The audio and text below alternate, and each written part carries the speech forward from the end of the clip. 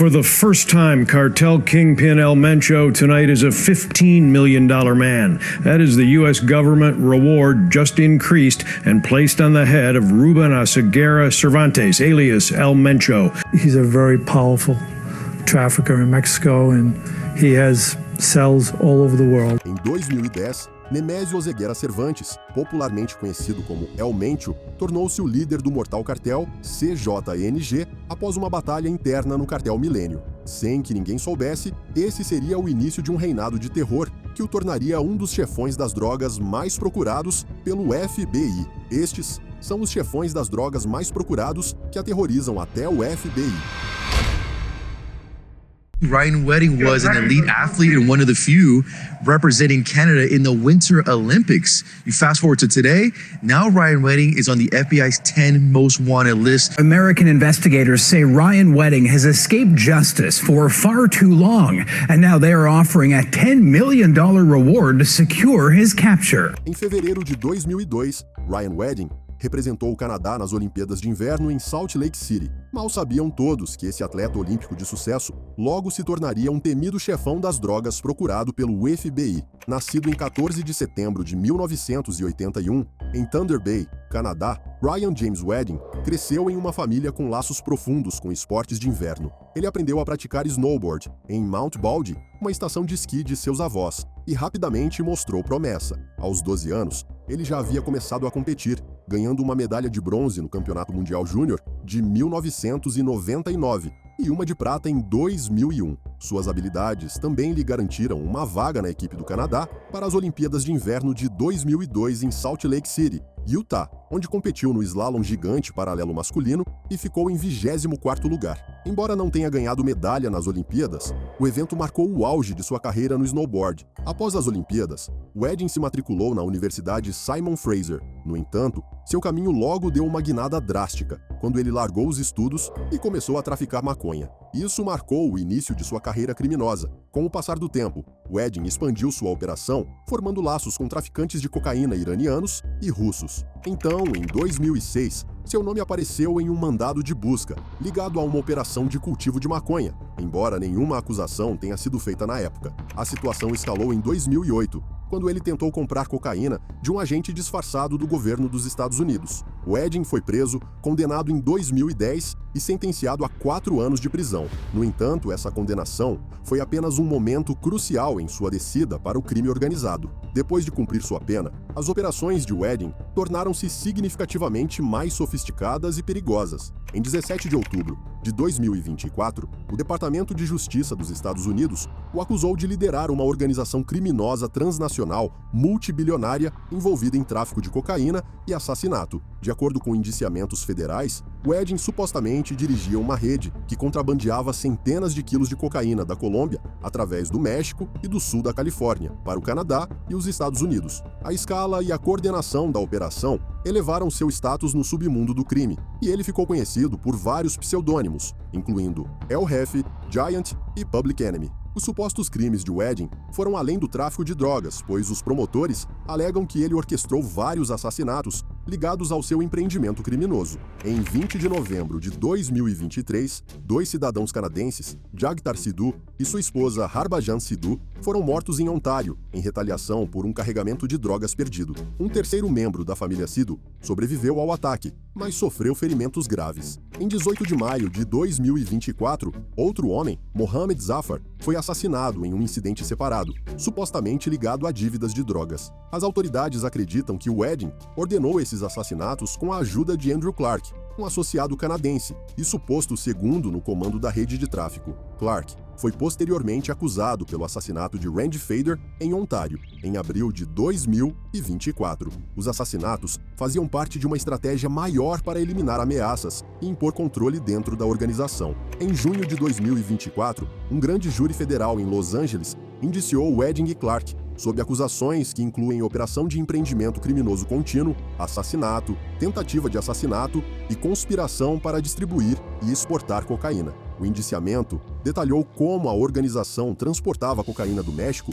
para casas de refúgio em Los Angeles antes de levá-la para o Canadá, via caminhões operados por correios. Outros 2 canadenses, Hardip Hatt e Gurpreet Singh, supostamente supervisionavam o lado canadense da rede de transporte. Esses desdobramentos levaram Wedding a ser nomeado líder de uma das organizações de tráfico de drogas mais perigosas atualmente sob investigação. Em 6 de março de 2025, o FBI adicionou Ryan Wedding à sua lista dos 10 fugitivos mais procurados, substituindo Alexis Flores. Durante uma coletiva de imprensa em Los Angeles, Akil Davis, diretor assistente encarregado do escritório de campo do FBI em Los Angeles, enfatizou a ameaça que Wedding representava para a segurança pública. Sua inclusão na lista marcou a 535ª colocação, desde que a lista foi criada em 1950. Davis descreveu Wedding como um homem que passou de competidor olímpico de snowboard a líder de uma rede global de tráfico de cocaína e mandante de assassinatos seletivos para manter o poder.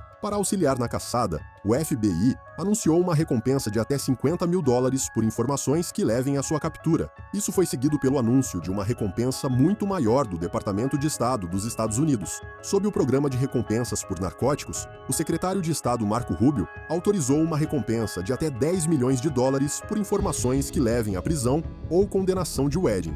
Esse valor sem precedentes mostra a gravidade das acusações e a escala de seu suposto empreendimento criminoso. Embora se acredite que Wedding esteja escondido no México atualmente, as autoridades não descartaram sua presença em outros países, incluindo os Estados Unidos, Canadá, Colômbia, Honduras, Guatemala ou Costa Rica. Autoridades policiais também pediram que o público entre em contato com o FBI por meio de aplicativos de mensagens criptografadas ou canais oficiais do FBI, caso tenham informações sobre o paradeiro de Wedding. Seu rosto e detalhes estão sendo amplamente divulgados nas plataformas do FBI e em outdoors digitais, em áreas de grande circulação, para aumentar as chances de captura. Se condenado, Wedding enfrenta prisão perpétua em uma penitenciária federal por liderar um empreendimento criminoso contínuo. As acusações de assassinato e tentativa de assassinato carregam penas mínimas de 20 anos cada, enquanto os crimes de tráfico de drogas acarretam sentenças mínimas de 10 a 15 anos. Apesar de sua promessa inicial como atleta olímpico,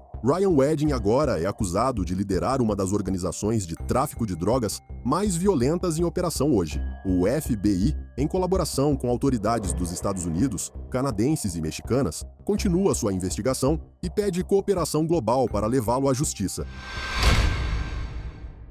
Reni Arzate Garcia, conhecido por pseudônimos como La Rana, nasceu e foi criado no México, ao lado de seu irmão, Alfonso Arzate Garcia. Embora pouco se saiba publicamente sobre sua criação, ambos os irmãos acabaram saindo do anonimato para se tornarem figuras de alto escalão, dentro do poderoso cartel de Sinaloa. Antes de sua ascensão criminosa, os irmãos Arzate Garcia não eram amplamente conhecidos fora de suas comunidades. Quando se consolidaram no crime organizado, seus nomes passaram a ser temidos em todo o norte do México e nos Estados Unidos. Seu caminho para o crime os levaram a lugares tais como Tijuana, um corredor estratégico para o contrabando, no qual tornou-se seu reduto. Os irmãos gradualmente estabeleceram controle sobre rotas de tráfico e células operacionais, ganhando reputação de violência e lealdade ao cartel de Sinaloa. Sua lealdade era com a facção liderada por Ismael El Mayo Zambada, um dos líderes originais do cartel. Relatos revelaram posteriormente que Reni e Alfonso não eram apenas agentes de confiança, mas também afilhados de Zambada,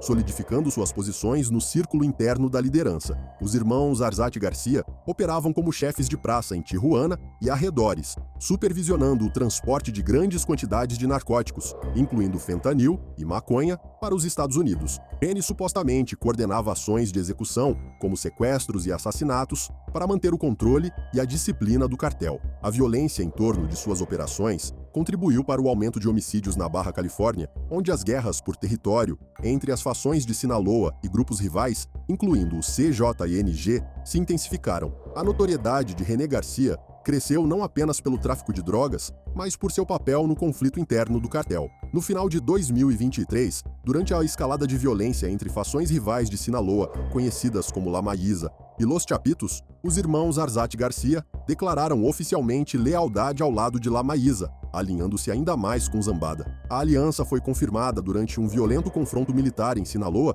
no qual o executor do cartel, Edwin Antônio Rubio Lopes, conhecido como El Max, foi capturado. O incidente solidificou o compromisso dos irmãos com a facção de seu padrinho. Os irmãos agora são conhecidos por gerenciar um dos 3 principais corredores de contrabando de fentanil, controlados por La Maíza. Essas rotas se estendem de Tijuana por outras regiões fundamentais, como Nogales e Mexicali. Informações de inteligência do Centro Nacional de Inteligência do México confirmaram que a rota dos irmãos Arzate é um canal primário para o fentanil, que entra nos Estados Unidos. A cidade portuária de Manzanillo, que é crucial para o recebimento de produtos químicos da Ásia, desempenha um papel central na logística dessas operações de tráfico. Em 25 de julho de 2014, um mandado de prisão federal foi emitido para Rene Arzate Garcia pelo Tribunal Distrital dos Estados Unidos para o Distrito Sul da Califórnia. Ele foi acusado de conspiração para importar maconha para os Estados Unidos. As acusações originaram-se de seu envolvimento na facilitação de grandes carregamentos de drogas através da fronteira Estados Unidos-México,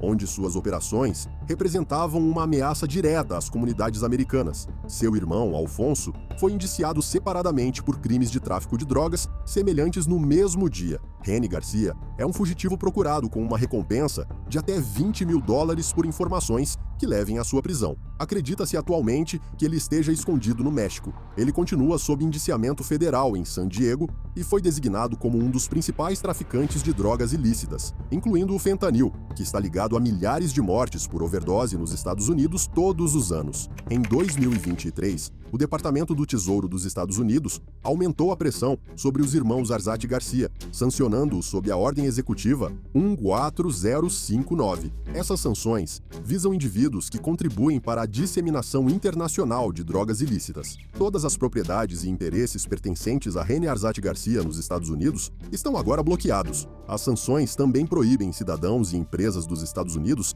de realizar transações com ele ou com entidades que ele controle. Esse isolamento financeiro faz parte de uma estratégia maior para desmantelar a infraestrutura que apoia as operações do cartel. Apesar de serem fugitivos por mais de uma década, Rene Arzate Garcia e seu irmão conseguiram escapar da captura, enquanto continuam a orquestrar as atividades do cartel. O Departamento do Tesouro enfatizou que eles continuam sendo peças-chave no comércio internacional de drogas e são diretamente responsáveis pelo fluxo contínuo de fentanil para os Estados Unidos. Até 2025, o governo dos Estados Unidos continua a monitorar seus movimentos de perto, coordenando com unidades de inteligência mexicanas e agências policiais. Apesar dos esforços envolvendo múltiplas agências federais e locais, incluindo o DEA, o FBI e o OFAC, Rene Arzate Garcia permanece foragido. Now, with El Chapo doing life here at the Supermax prison in Colorado, they are in charge and in demand by American authorities. Jesus, known as Alfred Dio, is believed to be at the top of the heap. Em 21 de junho de 2012, Jesus Alfredo Guzmán foi preso por controlar a maior parte do comércio ilegal de drogas do cartel de Sinaloa entre o México e os Estados Unidos. Chocantemente, ele foi solto e passou a se tornar mais perigoso do que nunca. Nascido em 17 de maio de 1986, em Zapopan, México, Jesus Alfredo Guzmán Salazar nasceu em uma vida de poder e perigo. Como filho do outrora temido líder do cartel de Sinaloa, Jesus Alfredo cresceu cercado pelas operações de uma das organizações de tráfico de drogas mais poderosas do mundo. Junto com seus irmãos, Ivan Artivaldo Guzmán Salazar, Joaquim Guzmán Lopes e Ovidio Guzmán Lopes, ele ficou conhecido como um dos Chapitos, os herdeiros de um império criminoso enraizado profundamente em Sinaloa, México. A exposição precoce às engrenagens internas do cartel não veio por acaso, mas através de preparação direta pelo próprio El Chapo e seu associado Ismael El Mayo Zambada, que lhes ensinaram a logística e o sigilo necessários para gerir uma rede ilegal de drogas. Em meados dos anos 2010, à medida que os problemas jurídicos de seu pai cresciam e acabaram levando a sua extradição para os Estados Unidos, em janeiro de 2017, os Chapitos começaram a assumir cargos de liderança maiores dentro do cartel de Sinaloa. Jesus Alfredo, em particular, assumiu o lado das operações, gerenciando a movimentação de carregamentos massivos de drogas, cocaína, heroína, metanfetamina e maconha, através da fronteira para os Estados Unidos. Ele também se envolveu profundamente no emergente comércio de fentanil, importando precursores químicos da China e produzindo o opioide sintético para venda em cidades dos Estados Unidos. Nos anos que se seguiram à extradição de El Chapo, as tensões aumentaram dentro do cartel de Sinaloa. Os Chapitos entraram em conflito com os leais a El Mayo e com seu próprio tio, Aureliano El Guano Guzmán, pelo controle de rotas e operações. Essas disputas de poder levaram a incidentes violentos, incluindo um tiroteio mortal nos arredores de Culiacán em junho de 2020, que deixou 16 mortos. Os Chapitos também teriam orquestrado o assassinato de José Rodrigo Arechiga Gamboa, conhecido como El Chino Antrax, um aliado próximo de El Mayo, depois que ele fugiu da liberdade condicional nos Estados Unidos. Anteriormente, em 17 de outubro de 2019, durante a Batalha de Culiacán, forças mexicanas prenderam o meio-irmão de Jesus Alfredo, Ovidio.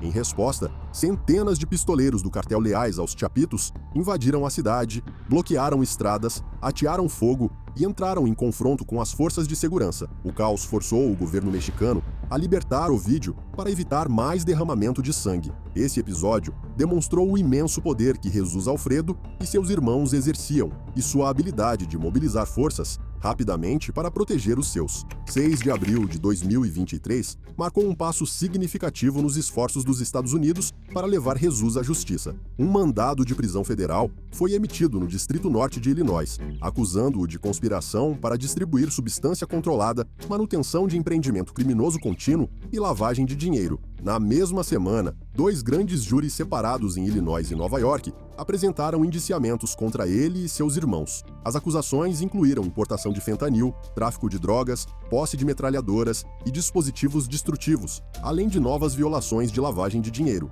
Curiosamente, ele foi preso por fuzileiros navais mexicanos em junho de 2012, mas foi libertado sob circunstâncias desconhecidas. A escala das operações de Jesus Alfredo é imensa. Autoridades dos Estados Unidos ligam o cartel de Sinaloa, sob sua liderança, ao fluxo massivo de fentanil no país. A rede dos Chapitos se estende por fronteiras e continentes. Eles têm sido acusados de explorar centros de reabilitação de drogas para recrutar traficantes e usar canais internacionais para expandir seu império de drogas, chegando até o mercado australiano. Para proteger seu empreendimento, Jesus Alfredo e seus aliados não recuaram diante da violência. Relatos apontam subornos, ameaças, assassinatos, sequestros e agressões contra rivais, forças policiais e até membros de sua própria organização. Em um caso extremo, em 2023, os Chapitos supostamente impuseram uma proibição de fentanil auto-infligida após a prisão de Ovidio. Mais de 50 pessoas foram torturadas e mortas em Sinaloa por violar a nova regra, com pílulas de fentanil deixadas em seus corpos como um aviso. Executores do cartel afirmaram que qualquer um que desobedecesse deveria ser executado. Em 14 de abril de 2023, o Departamento de Estado dos Estados Unidos anunciou uma recompensa de até 10 milhões de dólares por informações que levem à prisão e condenação de Jesus Alfredo Guzmán Salazar. A recompensa fazia parte de um esforço mais amplo visando redes criminosas transnacionais por trás do tráfico de fentanil. O Departamento de Estado instou qualquer pessoa com conhecimento de seu paradeiro a entrar em contato com o DEA ou visitar uma embaixada dos Estados Unidos. Apesar da crescente pressão internacional, Jesus Alfredo continua foragido. Acredita-se que ele esteja pesadamente armado e seja perigoso. Os Chapitos ainda controlam áreas urbanas em Sinaloa, particularmente em Culiacán, embora a facção de El Mayo tenha influência nas regiões rurais circundantes. Com Ovidio agora extraditado e Joaquim preso recentemente após supostamente trair El Mayo, as alianças internas do cartel estão se rompendo e as autoridades dos Estados Unidos temem que essas tensões possam levar a mais violência, a menos que Jesus Alfredo seja preso. Sean Binder was not just any businessman.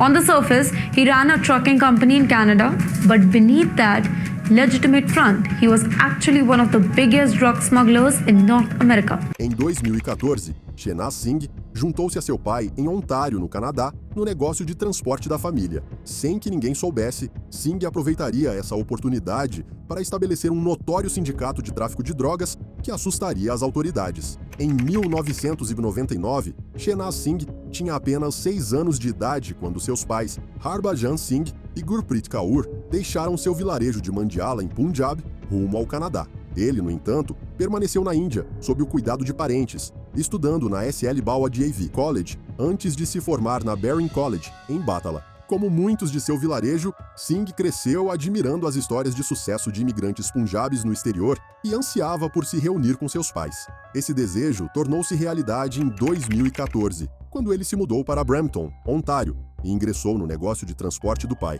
Inicialmente, Singh, conhecido pelo pseudônimo Sean Binder, pretendia ajudar a expandir a empresa legítima de caminhões. Mas, com o tempo, ele se viu envolvido nas oportunidades ilícitas que surgiam com o negócio. A segurança precária na fronteira entre os Estados Unidos e o Canadá criou condições ideais para o contrabando. Como resultado, caminhões, disfarçados como transportadores de mercadorias comuns, tornaram-se transportadores fundamentais para a cocaína colombiana que entrava na América do Norte. Com o contrabando de drogas por terra, representando a maioria dos narcóticos que entravam nos Estados Unidos, Singh viu uma abertura para construir algo muito mais lucrativo do que a logística de carga. Pouco tempo depois, o negócio da família Singh expandiu-se rapidamente, chegando a supervisionar até 450 caminhões, realizando remessas semanais entre a Colômbia e Toronto, com paradas em estados dos Estados Unidos, incluindo Indiana, Ohio, Michigan e Nova York. A operação era massiva. Na verdade, de acordo com um documento do FBI sobre o caso, o sindicato de Singh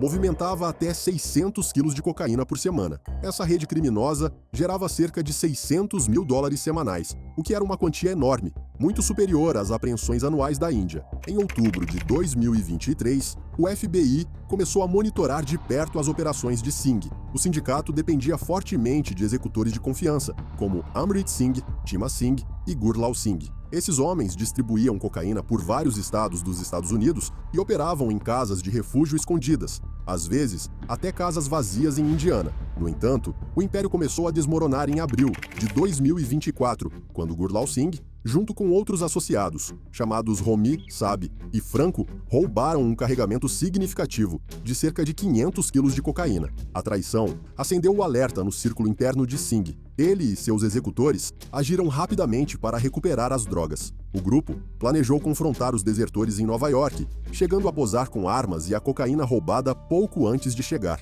No entanto, essa jogada deu errado. Em 26 de fevereiro de 2025, o FBI prendeu 6 dos associados de Singh e apreendeu 391 quilos de metanfetamina, 109 quilos de cocaína e 4 armas de fogo em vários locais de refúgio. Mas, pouco antes de o FBI localizá-lo, Singh desapareceu. Em 2 de março de 2025, ele fugiu secretamente para a Índia, escondendo-se em Ludhiana, Punjab, enquanto se passava por um visitante comum sob a proteção de laços familiares. Seu desaparecimento assustou as autoridades dos Estados Unidos e o FBI intensificou seus esforços, especialmente após confirmar que o pai de Singh já estava em uma prisão dos Estados Unidos por crimes semelhantes. O temor em outros círculos policiais também era real, pois a habilidade de Singh de movimentar vastas quantidades de narcóticos e suas conexões com agentes armados o tornavam um dos chefões das drogas mais perigosos em seu radar. Enquanto isso, de volta a Punjab, agências de inteligência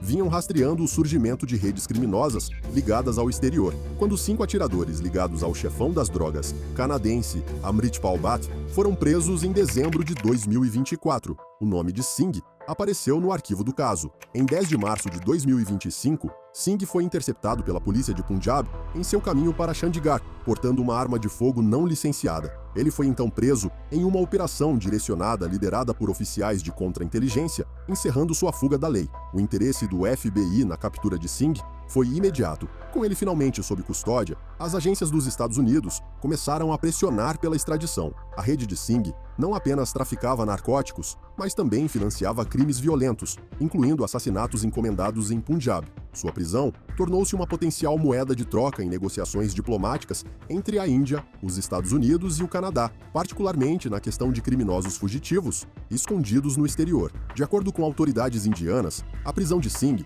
poderia ajudar a desmantelar redes semelhantes e fortalecer a cooperação nos esforços globais de combate aos narcóticos. No entanto, por enquanto, não se sabe se Singh será extraditado para os Estados Unidos por seus crimes.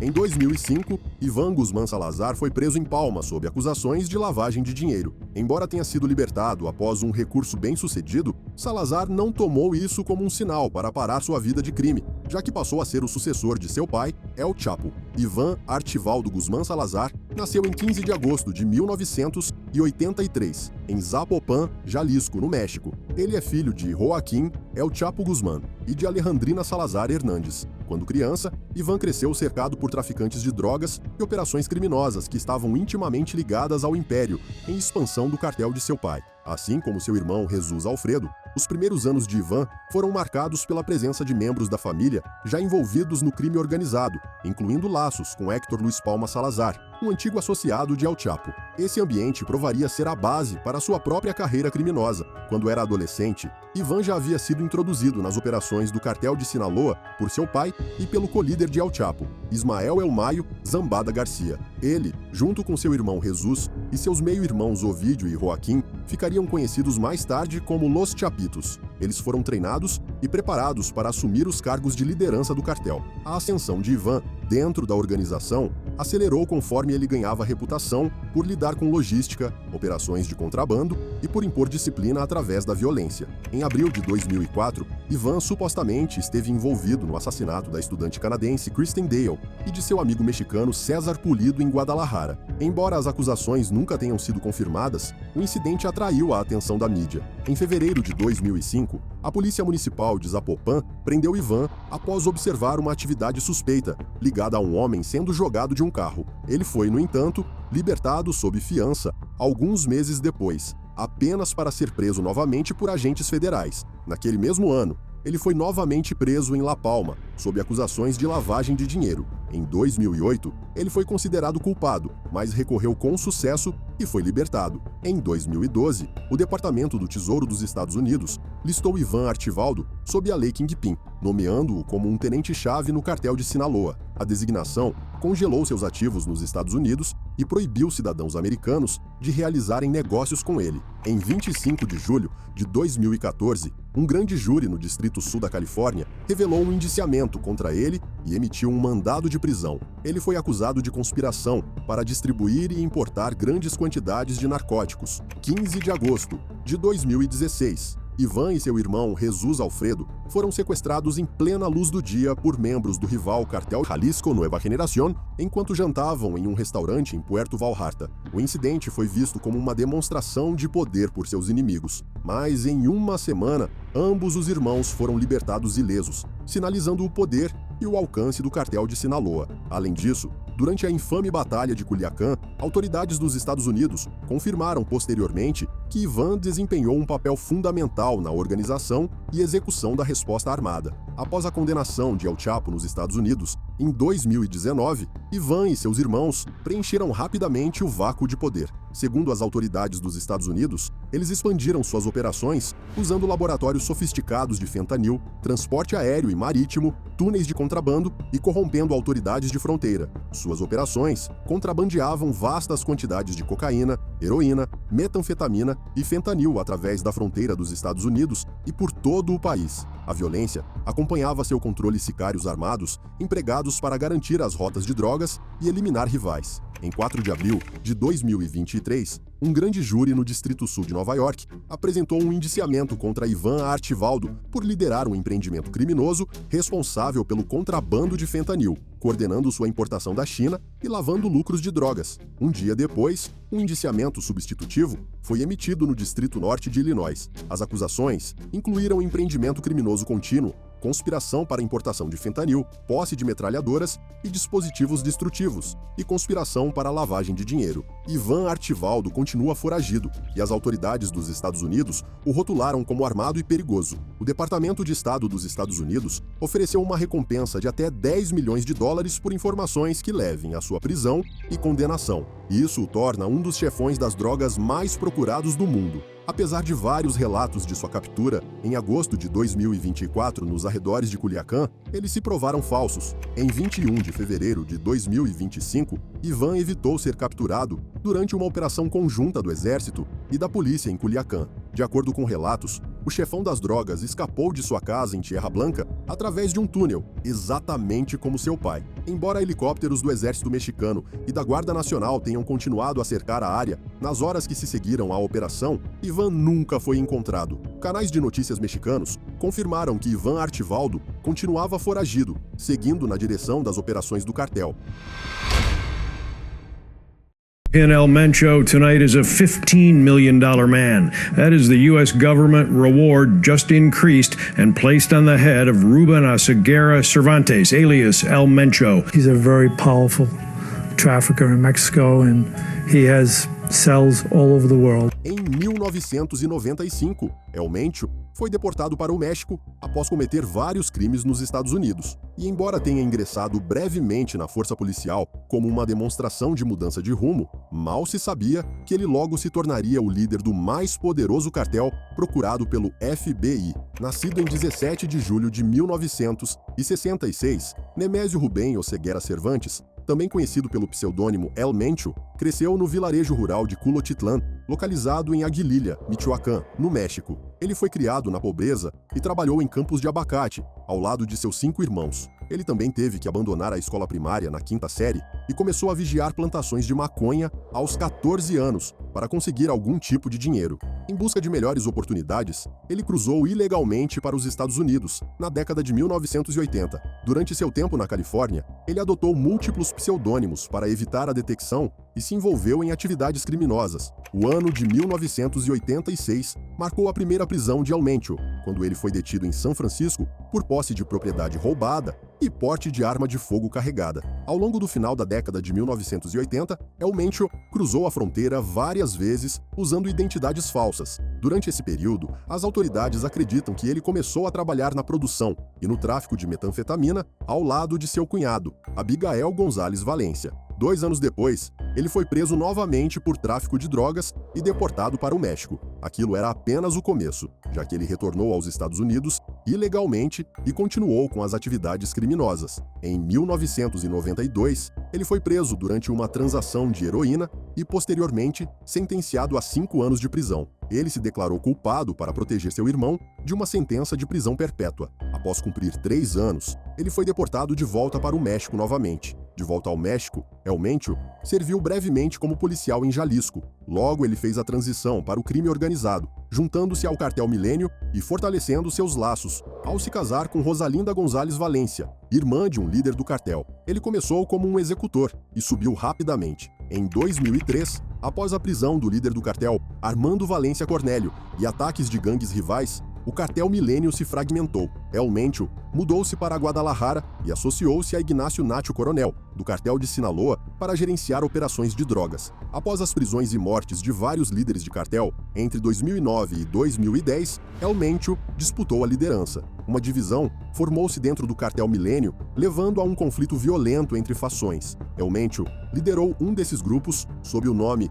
Los Matazetas, que mais tarde evoluiu para o cartel Jalisco Nueva Generación, ou CJNG. Sua facção prevaleceu, e o CJNG tornou-se uma força dominante no tráfico de drogas do México. Como chefe do CJNG, El Mencho expandiu o território do cartel, aumentou sua influência e criou redes financeiras poderosas. Seu grupo operava em múltiplos estados mexicanos, incluindo Jalisco, Colima e Guanajuato. Eles focavam pesadamente no tráfico de metanfetamina e cocaína, tanto nacional quanto internacionalmente. Em 2015, o CJNG já havia estendido suas operações para os Estados Unidos, América Latina, Europa, Ásia e África. A DEA estimou os ativos totais do grupo em cerca de 50 bilhões de dólares, com o patrimônio líquido pessoal de El Mencho superando 500 milhões de dólares e possivelmente ultrapassando 1 bilhão em 2025. El Mencho tornou-se uma das figuras mais perigosas e esquivas do México. Seu estilo de liderança envolvia ataques brutais contra rivais e forças policiais. Em 2012, as autoridades quase o capturaram após um tiroteio em Jalisco, mas ele escapou. O CJNG respondeu incendiando 37 veículos para bloquear estradas e dificultar a perseguição. Ele continuou a escapar das autoridades, apesar das operações coordenadas que o visavam. Em março de 2015, o CJNG emboscou a Polícia Federal em Ocotlán, matando 5 oficiais e 3 civis. Mais tarde, naquele mês, outro tiroteio deixou 4 membros do cartel mortos, incluindo um associado próximo. Em 6 de abril de 2015, membros do CJNG mataram 15 policiais em um ataque coordenado, o mais mortal contra as forças da lei no México desde 2010. Em resposta, o governo lançou a Operação Jalisco em 1º de maio de 2015. Durante a operação, um helicóptero do exército mexicano foi derrubado com uma granada propelida por foguete, matando 9 soldados. Naquele dia, o CJNG realizou ataques em 20 cidades, incendiando veículos, postos de gasolina e bancos para atrasar as forças do governo. Apesar dessas tentativas agressivas de capturá-lo, El Mencho continuou escapando. Ele supostamente utiliza regiões montanhosas e terrenos rurais em Jalisco, Michoacán, Colima e Nayarit para permanecer escondido. Esses locais oferecem proteção natural e rotas de fuga. A inteligência sugere que ele está cercado por ex-militares e opera com 2 camadas de segurança. Acredita-se também que ele viva modestamente para evitar chamar a atenção. Além disso, El Mencho é muito temido até entre os moradores locais, pois não aceita insultos. Um desses casos foi o do youtuber Juan Luis Lagunas Rosales, conhecido como El Pirata de Culiacán, que foi morto a tiros dentro de um bar em Jalisco em 17 de dezembro de 2017. Apenas alguns dias antes, Rosales havia postado um vídeo viral embriagado, insultando El Mencho, líder do cartel CJNG, dizendo: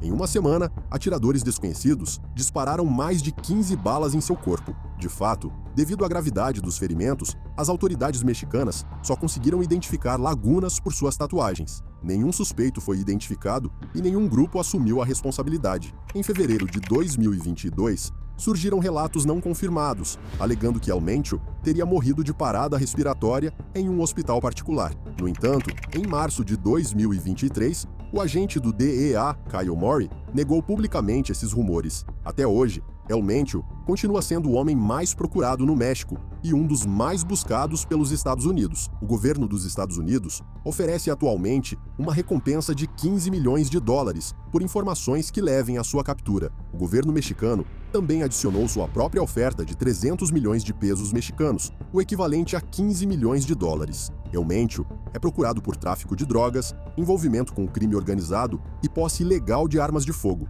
Seu cartel é responsável por centenas de atos de violência, incluindo ataques às forças de segurança, assassinatos políticos e corrupção generalizada. Internacionalmente, o CJNG é um grande fornecedor de metanfetamina e cocaína, contribuindo significativamente para a crise das drogas nos Estados Unidos e em outros países. Apesar de inúmeras tentativas, a polícia ainda não conseguiu prendê-lo. Sua habilidade de evitar a captura apenas aumentou sua reputação. Embora muitos de seus associados tenham sido presos ou mortos, El Mencho continua foragido, protegido por um vasto império criminoso e uma rede leal. A busca por Nemésio Oseguera Cervantes continua, enquanto as autoridades de ambos os lados da fronteira mantêm uma das caçadas humanas mais intensas e caras da história moderna.